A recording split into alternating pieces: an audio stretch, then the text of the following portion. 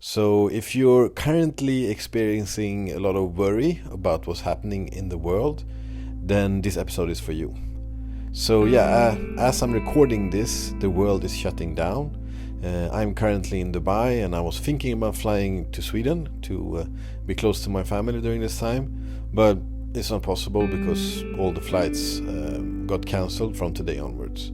So basically the whole world is shutting down, and it's literally impossible not to hear anything scary about the corona, because as soon as you open your phone, there will be something on social media, on the news, everywhere. I mean, if you go to the supermarket, people are walking around with face masks and plastic gloves, so it's very easy to fall into worry mode. And the problem with that is that worry will not help you in this situation. Worry is actually a waste of time. And this is what we're going to talk about in this episode.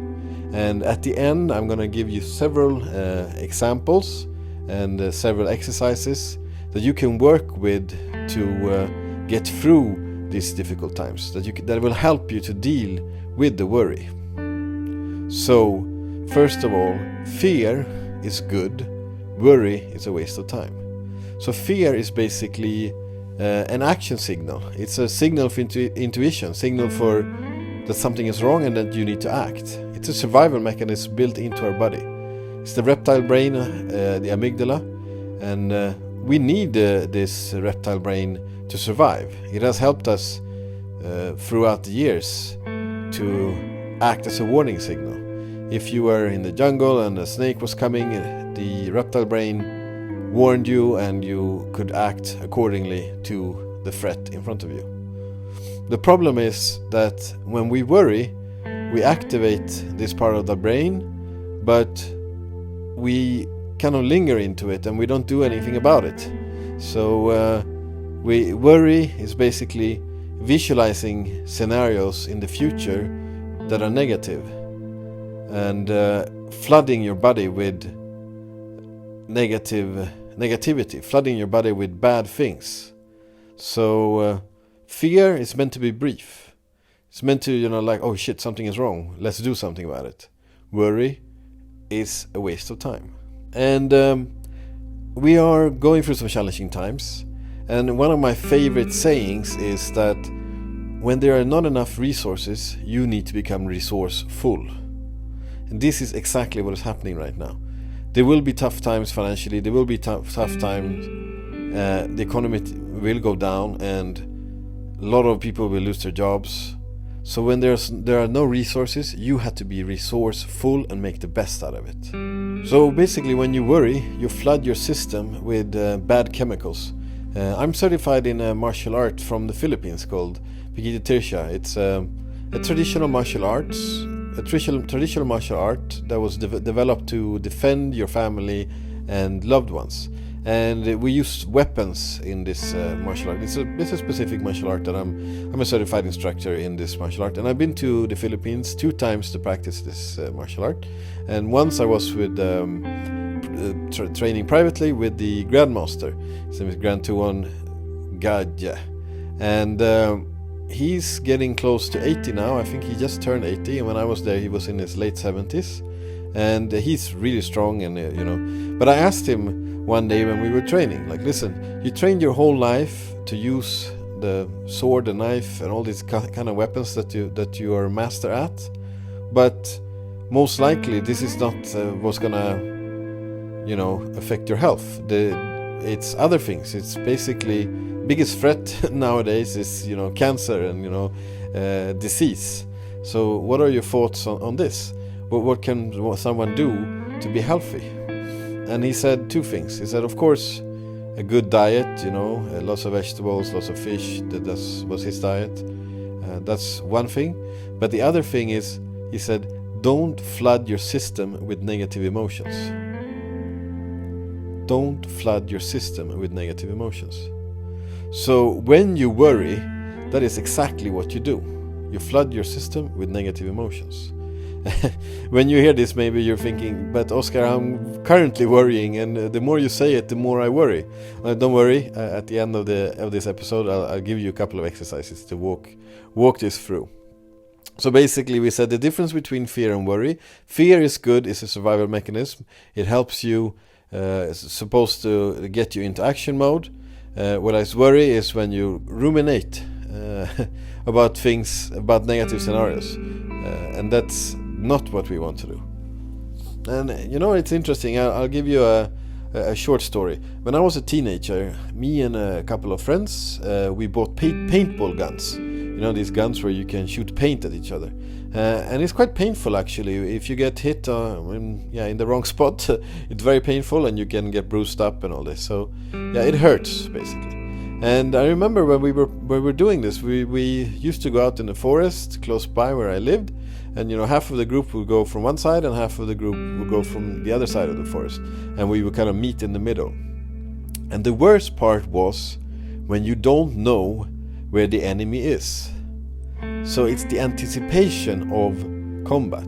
It's just before you're walking in the forest and you're seeing the enemy everywhere, but you don't have no idea where he is. That's the worst part.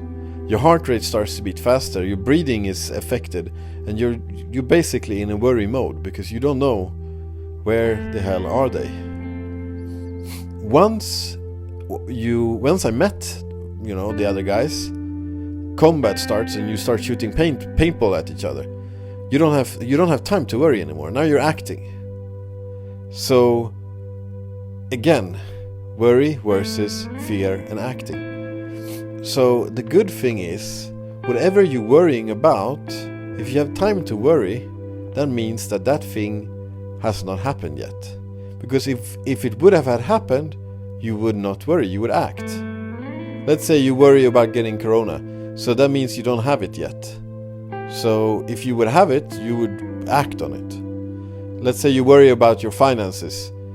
Well, if you have time to worry about it, then it's okay. You can still do things. Do something about it.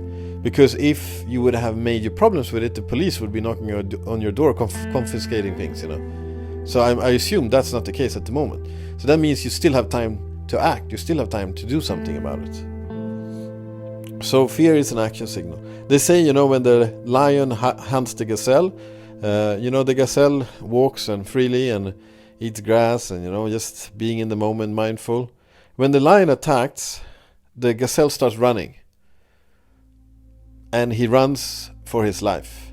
And if he manages to run away from the lion, pretty soon he goes back to grazing and being mindful again. The problem with us humans is that we don't do that. We keep ruminating, we keep thinking about this event, we keep flooding our system with the negative emotions. And this is, I think, many of our major diseases are caused by this constant fear and worrying. Okay, what are some things that you can do? Just to share a little bit about my background and why I'm interested in this topic and why I have all these exercises. When I was 18, one of my teachers in high school, he told us, I was actually really worried when I was 18. I didn't know what to do. I had a couple of months left in high school and I was like, okay, what should I do with my life?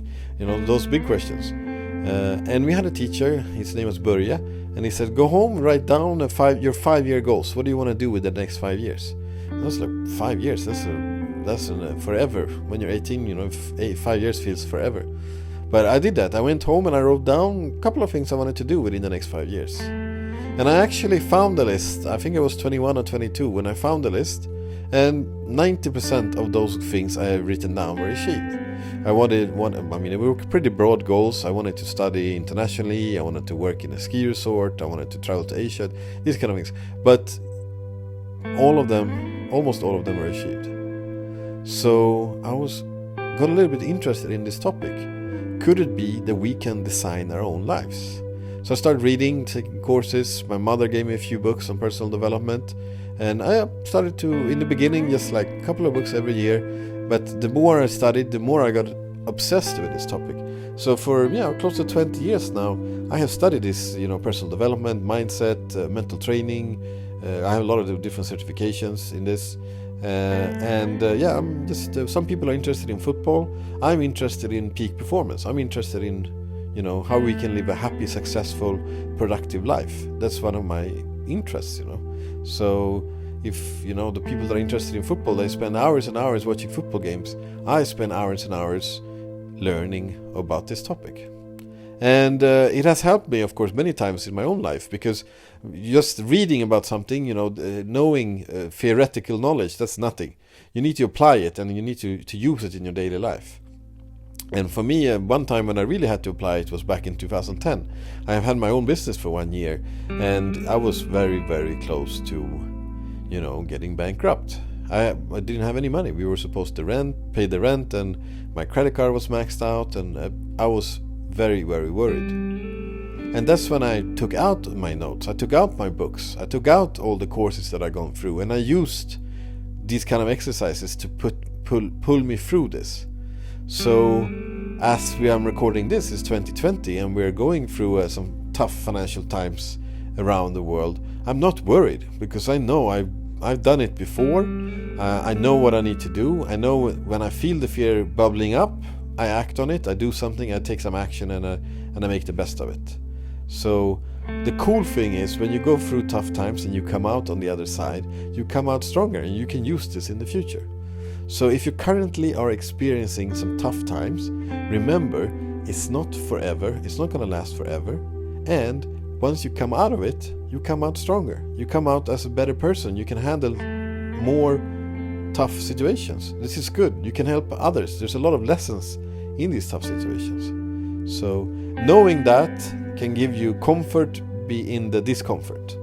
They say when you go to the gym, it's when you lift the weights and you feel the burn, that's when the muscle is growing. But of course you need to rest. After you've been to the gym, you need to rest.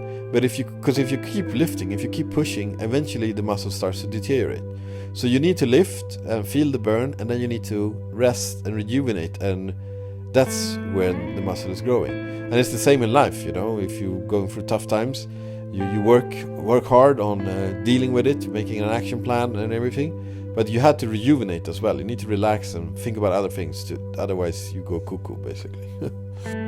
So one of the guys that I've studied under is a guy called Jeff Thompson, and Jeff Thompson, he was he's well known because he was a bouncer for about 10 years in Coventry, in one of the worst areas, like working in some of the worst pubs in UK. So, and the reason he did that is because he was constantly feeling fear. When he grew up, for some reason he felt afraid all the time, and one day he had enough. So he wrote down a fear pyramid. On the bottom was like fear of spiders, and then he filled out the pyramid with everything that he was afraid of. And on the top of the pyramid was fear of physical confrontation. So he started with the spiders, and he worked through his spiders phobia. And once that was done, he moved on to the next thing. And when he came to the top of the list, it was said fear of physical confrontation. He actually started to work as a bouncer to learn how to deal with this fear. And one of the things he said, I've done his course. He has an online course, so I've done his course where he talks a lot about these things. And one of the things he says, that when he started working as a bouncer, he realized that he was not the only one that was afraid. Everyone was afraid, but the other guys could deal with it. They could mask it. They didn't walk around worrying, but they used the fear to their advantage. They used their fear to push themselves to act. So yeah, that's one thing. And one of the things that Jeff Thompson tells us to do is to just write out the worst case scenario. So in the current situation, what is the worst case scenario? What's the worst that could happen? Maybe it's not so fun to think of, but yeah, it's just going to be temporary. Just think, what is the worst thing that could happen? And the next thing is, could you handle it? And I'm sure the answer is yes. Of course you can handle it. You're a strong, good, healthy person if you're listening to this. So when I did this exercise back in 2010, when I was close to getting bankrupt, the worst case scenario for me was actually that I just had to take some kind of a loan and go out and find a job again, and kind of leave my dream put my dream on running my own business on hold for a while. So that was the worst case scenario. And it's like, why am I worried? If that happens, I'll be completely fine. I'll just find a job and borrow money from maybe the bank or some friends, and then I'll deal with it. So knowing that I could deal, if the worst case scenario would happen, I could still deal with it. Knowing that, a lot of the worry goes away. Just, okay, the worst case scenario is that I get corona, I'm sick for 10 days, and then I'm out, or whatever the worst case scenario is for you, you know. So yeah, that's the first exercise that you can do. And then the next thing is, if that happens, what will be the lessons? What will you learn from this, you know? You will come out stronger. So worst case is an exercise that Jeff Thompson recommends you to do, and it's quite powerful. So next exercises in NLP, and also if you are probably are familiar with Tony Robbins. He's one of the most well-known life coaches, or he's a I don't know what the term is, but yeah, he's a personal development guru, let's say. And he was originally trained in NLP. And NLP stands for Neuro-Linguistic Programming, and it's basically modeling what works. You look at successful models, what works, and you try to make illicit strategies from this that you can use. And one of the things to talk about, both NLP and Tony Robbins, is that your thoughts create your emotions, create your actions, and in your actions is also your physiology. So if you want to change something here, you need to break this pattern. You can change your thoughts, which will change your emotions, which will change your physiology. But you can also work with your physiology, for example. Like if you're stressed and worried, like your shoulders will be in a certain way, but if you straighten up and you stand in a position where you're grateful, your body will be completely different. So sometimes you don't even have to do the emotion, you can do it just with your body. So Tony Robbins, he talks about you can change what you focus on, or you can change your body. So if you start with focus, I mean, you can spend your whole day going through every news channel there is, learning about the coronavirus, how many people died in Italy, how many people died in China, oh now how many have coronavirus in UK. You can spend your whole day reading different news headlines on this. Or you can just turn off the news and focus on what you're grateful for. Just ask yourself, what am I grateful for? Who in my family do I love? And just maybe call one of those persons and like, I'm so thankful to have you in my life. I'm so grateful that you're my friend and I really love you, you know. Then you shift focus. In strategic tech coaching, I mean, we work a lot with this, and we use technology to enhance this. So we take, for example, pictures of people in your network that you love and that you really are grateful to have in your life. Collect those pictures in your phone and put them on a separate folder, your gratefulness folder. You can also do it with, memories. You have a grateful memories folder with really cool things that you've done in your life. You just collect them, put them in a separate folder, and once in a while just take out your phone and go through that folder, and you stop at each picture, close your eyes, go back to that moment in time, and like feel how grateful you are that your life is so cool, that you have these extraordinary people in your life. So shift your focus, and the worry will go away, it will disappear. Another tool that we use in the strategic tech coaching toolbox is using music as a way of shifting. I mean, I'm sure you have a song that puts you in a nice state with some nice memories. I have so many good songs, that I can just put them on, and it brings me back to that memory. And again, my body is flooded with positive memories from the cool things that have happened in my life. And now it's so easy with Spotify and YouTube. You're like, before you had to have the CD, or you need to have the LP, but now you just go to YouTube or Spotify and just search for that song and make a playlist with all these songs that put you in a positive state. So that's two things. Do a gratefulness folder with pictures, and then use music to shift the focus. So physiology, you can play with this. You go back to focus on being grateful, and then you notice what happens to your body. Are you smiling?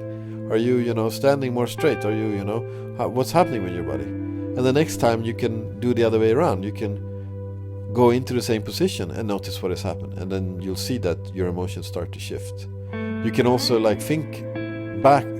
back to the coronavirus and worry about coronavirus and notice what happens in your body, and then shift between the two. See the difference. Okay, this is how I'm sitting or standing when I'm worried. This is how I'm standing or sitting when I'm grateful and happy. So play with the physiology. That's another way. Another way that I think is a must for everyone is some kind of mental training.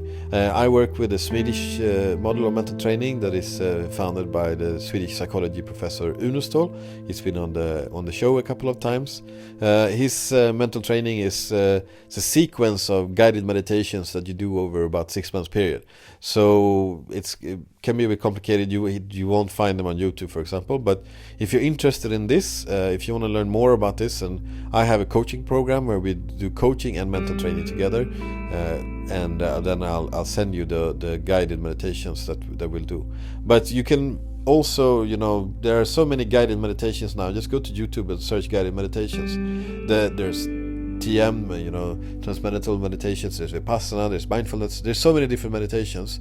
The easiest is probably to just go to YouTube and search for guided meditations and maybe start with shorter ones. So when is the best time to start meditating? Well, the best time to start meditating was 10 years ago. So when is the second best time? The second best time is to start today. So, there's so much research on this. We know that if you do a daily meditation, it will help you. So there's no excuses anymore. When I do keynotes, many times I ask the audience, like, how many here does some kind of physical training? It's like 90 to 100% raise their hand. And then I ask how many people do some kind of mental training, also some kind of meditation practice. And maybe, 1 to 5% raise their hand. But I think in the future it will be the same like physical training. We know that mental training is, for me, the same level as physical training. We need physical training and we need mental training. So it's something that I really recommend you to do. Here's an app that I can recommend. The app is called Oak, so OAK, and it's free, and they have different guided meditations. So you download the app and you have it on the phone. And if you are new to this, I would recommend to start with just 5-minute guided mindfulness meditations. You do 5 minutes for maybe the first 7 to 10 days, and then after that you go up to 10 minutes, because we need to. So the thing with this fear worry, the first step is awareness, knowing that when I worry, this is wrong. I need to act. I need to do something, because the fear leads to worry, and then we're not doing anything. We're just flooding our body with negative emotions. So awareness is the first step. And then we need to practice ourselves catching ourselves. So you catch yourself like, I'm actually worrying now. So what should I do? Let's make an action plan on everything I can do today to, make more business if you're a business owner or whatever, So awareness, catching yourself. And this is a training process. So I recommend you to have a daily reflection. At the end of the day, you reflect on that day. And then you go through, like, what did I do good today? What can I do better tomorrow? And what could I have done better today? And during that reflection process, you may see that actually I spent 2 hours just looking at news, and those 2 hours I was actually super worried the whole time. So tomorrow I'm gonna work on this. If I want to check the news, I put a timer for 20 minutes, and I just limit myself to 20 minutes of news watching, after that I do some physical exercise or something like this. So awareness, catching yourself. And a big part of this is doing these meditations, because when you do these mindfulness meditations or mental training exercises, you actually become more aware of your thoughts and your emotions. So it's easier to catch yourself. So that's something that I really recommend you to do. There are also ways to work directly with the feelings. There's something called the Sedona method, which I recommend. It's very simple, and it's like the problem sometimes with this, NLP and Tony Robbins stuff, is that you change your focus and change your physiology. It can be sometimes on the surface level. You need to go a little bit deeper, and for me, the mental training, that's one way of going deeper. Another one is to work directly with the emotions. And that means that instead of fighting the emotions, like just pretending that it's not happening. You actually go into the emotion and you feel the emotion, you allow it to be there, and then you let it go. And that's exactly what you do in Sedona method. And he has a couple of questions that guides you through this, and it's basically allow yourself to feel the emotion, and then could you let it go? Would you let it go? When? And then you do that over and over again. But just go to YouTube and search Sedona method, and I'm sure you'll find several guided experiences on how to do this. But basically what you do is, instead of fighting the emotions, you feel them a little bit and then you let them go. Very, very powerful, and you're going to feel a lot better after this. Another thing that Jeff Thompson talks about is that when you have flooded your body with adrenaline, when he was a bouncer, most of the nights his body would be completely full with adrenaline. And it's the same with worry, these negative emotions, these negative chemicals that your body is flooded with. Physical exercise is one way to get rid of them. So if you're stuck in quarantine, don't forget to do some kind of daily exercise. You could do burpees, you can do push-ups, you can do leg raises. If you're allowed to go outside, and just go for a walk, maybe go for a run. Physical exercise is one of the best way to get rid of these negative emotions that may be stuck in your body. So that's another thing, limit the negative, limit the news.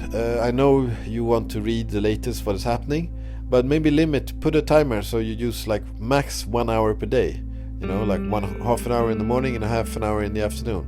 Because if you could spend the whole day just watching the news, and I can guarantee you it's not positive, so that's another thing, limit the news. Another thing is, take this opportunity to reach out to the people you love, and maybe connect with them. Find someone maybe that you haven't spoken to in a while, and connect with them over Skype or Zoom or whatever technical tool you want to use, and have a little bit of conference call, and hey, how are you doing? And go, and when you do this, when you connect with that person, don't just talk about all the negative stuff going on. Just talk back, you remember when we did this, when we went to this holiday together, how great it was. Flood your body with positive emotions instead. So take the opportunity, you have time, connect with someone, tell them how much you love them. Last but not least, laugh. Laughter is another way that is very good to flood your body with positive chemicals, to get rid of those negative stuff.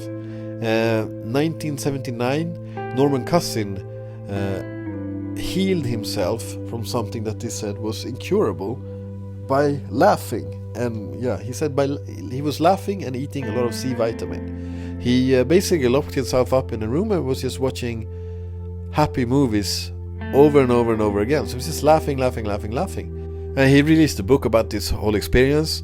And it's quite interesting. So laughing is definitely something that you should do every day. And it's quite easy now, because if you have Netflix, for example, you can go to comedies. You can go to, there's so much stand-up comedy. Just watch one stand-up comedy every day just before you go to bed. If you, the last thing you do before you go to bed, if you watch the news, the last thing, then the whole night all these negative things will be in your system. So just before you go to sleep, watch something funny that makes you laugh. Me and my wife are currently going through How I Met Your Mother, which that's 10 seasons or something. So every night before we go to bed, we laugh a little bit. This is something that I really recommend you to do.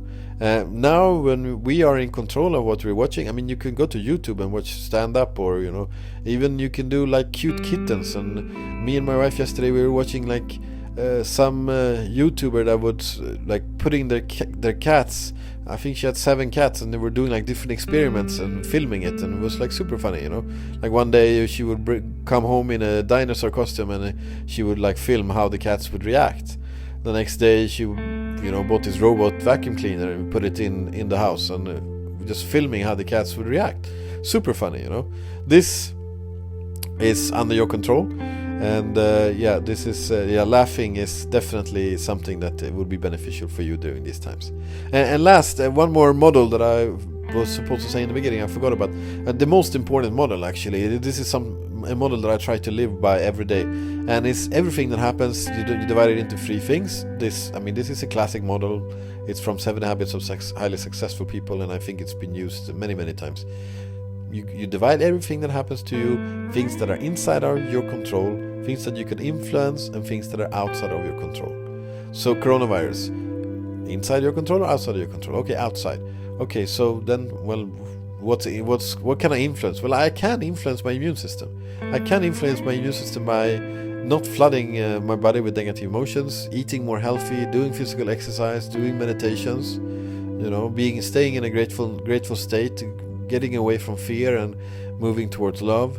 So yeah, that's something I can influence. So everything that happens to you, what can I control? What can I influence? What is outside of my control? Very powerful, simple but powerful model that it's, I think, really valuable during this time. So I hope these small tips and tricks can help you during these challenging times. We know that this will not be forever. This is a temporary recession that we're going through. So it will be tough times for a couple of months, but there is a light at the end of the tunnel, and after this we'll come out stronger. So if you're interested in learning more about the different coaching programs that I offer, I do coaching over Skype nowadays when I'm in quarantine. So I have different coaching programs that I can offer, and we could do like shorter, just like a couple of exercises to deal with fear and worry. I can do longer coaching programs with combining with mental training. And if you're interested in this, just drop me an email, Oscar with K, Oskar, @strategictechcoaching.com. So thank you so much for listening.